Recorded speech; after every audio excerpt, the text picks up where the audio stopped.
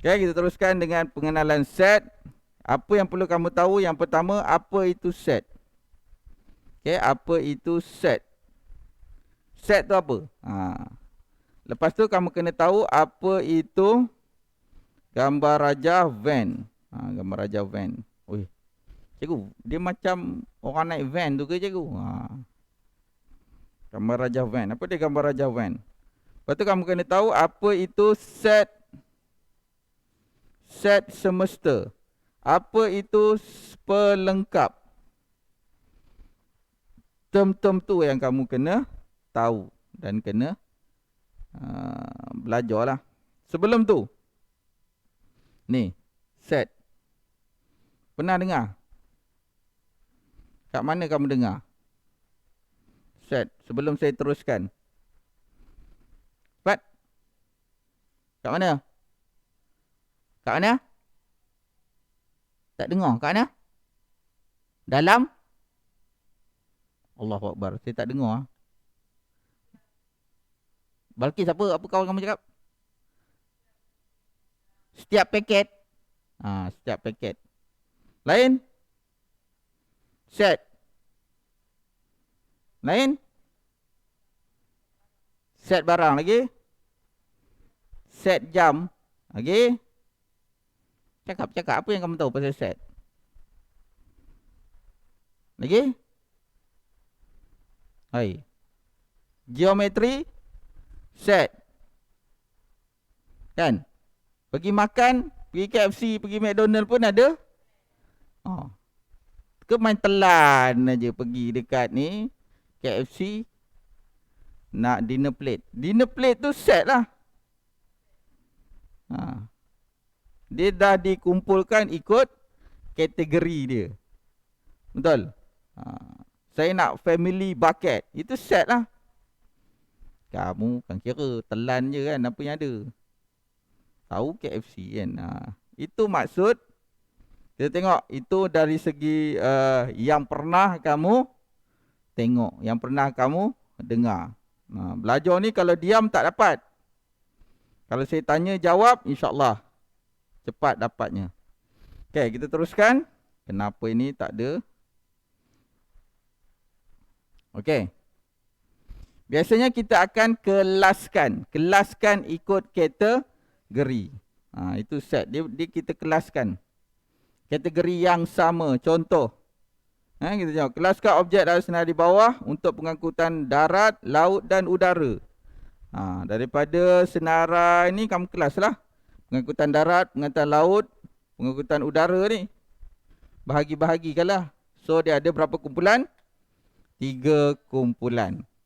Okay, 3 kumpulan. Set itu lebih kurang kumpulan lah. Bahasa mudahnya. Bila sebut kumpulan ni saya teringat pagi tadi.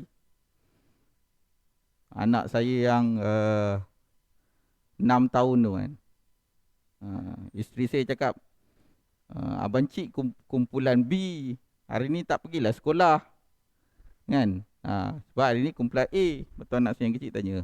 Ibu, kumpulan tu apa? Jadi kamu nak jawab kumpulan tu apa? Kamu tak boleh jawab dalam bahasa yang... Sebab dia budak. Kena ikut pengalaman dia. Betul? Jadi macam ni nak fahamkan dia. Kumpulan ni macam mana ni, dek? Kamu pernah main COD kan? Tahu COD? Kamu main COD kan? Dalam COD tu kan ada 4 orang. Abah, Abang Ngah, Abang Cik, adik. Dalam 4 orang tu kumpulan lah. Baru dia faham. Bila kita nak cerita dekat orang, ikut tahap dia. Ikut pengalaman yang dia ada. Faham? Jadi, itulah maksud set atau kumpulan. Boleh? Okay, bagaimana anda menghuraikan satu set? Okay. Yang tadi kita tahu set tu apa. Kemudian kita nak tahu macam mana kita nak perihalnya. Okay, kita boleh tulis dalam 3 bentuk. Okay, kita boleh tulis dalam 3 bentuk. Yang pertama menggunakan perihalan. Perihalan, memerihalkan. Maksud dia menerangkan. Okey, menerangkan. Yang kedua, penyenaraian. Okey, penyenaraian. Yang ketiga adalah menggunakan tata tanda set. Okey, kita tengok contoh. Ini contohnya lah. Misalnya kita nak menulis warna jalur gemilang. So, warna jalur gemilang ada berapa? 4. Okey, kita ada merah, biru, kuning, putih. Itu adalah ciri-ciri yang ada. Dia dah tulis dah. Warna dalam jalur gemilang. Itu penyataan dia lah. Apa benda maklumatnya. Betul? Okey, warna dalam jalur gemilang. Okey, kalau kita nak tulis, kita nak menerangkan tentang satu set. Set A adalah apa? Sebelum tu, set A tu apa? Kita nak terangkan tentang set A. Okey, kita nak terangkan tentang set A. Set A adalah okey, jadi kita nak terangkan dalam bentuk pemerihalan. Kita buat ayat dalam bahasa Melayu lah. Kalau bahasa Melayu. Kalau bahasa Inggeris, buatlah ayat dalam bahasa Inggeris. Kalau bahasa Arab, buatlah ayat tu dalam bahasa Arab yang kamu faham. Jadi set A ialah kamu nak terangkan tentang set A ni. Dia dah bagi tahu dah. Jadi A ialah set yang terdiri daripada warna dalam jalur gemilang. Yang ini kamu ikut je lah dia punya tajuk. Faham? Set A ialah set yang terdiri daripada warna dalam jalur gemilang. Okey. Kalau saya nak labelkan ini sebagai okey, ni. Yang ini adalah set B. Jadi saya nak tulis macam mana saya nak buat pemerihalan dia. B ialah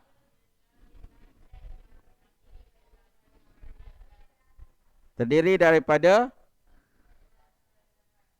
kenderaan pengangkutan darat. Itu contoh dia. Boleh? Itu dalam bagaimana kita memerihalkan set tersebut. Okey, kita tengok bagaimana kita nak tulis penyenaraian. Maksudnya siapa yang belajar matematik, bila dia tulis macam ini, dia dah boleh tafsir apa benda tu. Faham? Itu sebab kena belajar ni. Dia boleh tafsir. Besok masa tingkatan 4, dia terus senarai je macam ni. Belajarnya masa bila? Tingkatan 1 ni. Jangan cakap saya tak ajar. Okey? Jadi yang ada dalam ni adalah dia punya ni merah, putih, biru, kuning. Ini kita panggil dia sebagai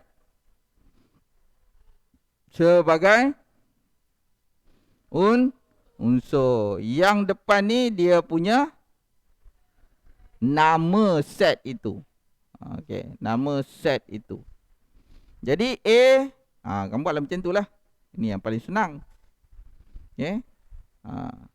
Kalau yang ni, yang atas ni, jadi B sama dengan, okey, kita buat tata tanda setnya tu macam tu.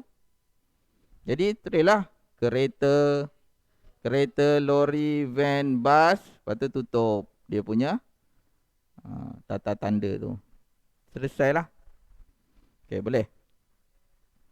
Dan tata tanda pembina set. Yang ini adalah ni apa pula? Ini kesinambungan atau sambung daripada algebra. Algebra. Sebab kita wakilkan dia dengan X. Faham? Kalau saya nak wakilkan dengan Y boleh? Z boleh? Wakillah dengan apa pun dengan syarat ada penerangan ini. Faham? Okey. A dia punya nama set itu. Okey. X ini adalah dia punya unsur. Lepas itu kamu kena terangkan unsur itu apa, mewakili apa. Okey. Kalau yang ini, macam mana kita nak Allah SWT Muhammad, nak buat dalam bentuk apa tadi? Tata tanda pembinaan set. B sama dengan, kamu masih lagi menggunakan tata tanda X ataupun Y. Lepas tu kamu terangkan Y ialah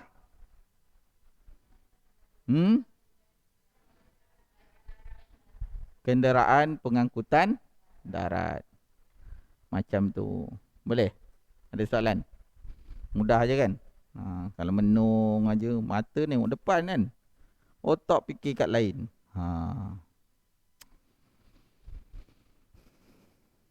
Buat latihan. Ada ke latihannya pun? Tak ada pun latihan. Okay, kita tengok. Huraikan setiap yang berikut menggunakan perihalan, penyenaraian dan tata tanda pembina set. Jadi saya soal secara lisan sajalah. Okay, macam mana nak tulis dalam bentuk perihalan. Macam mana? Selain P, A ialah, boleh juga.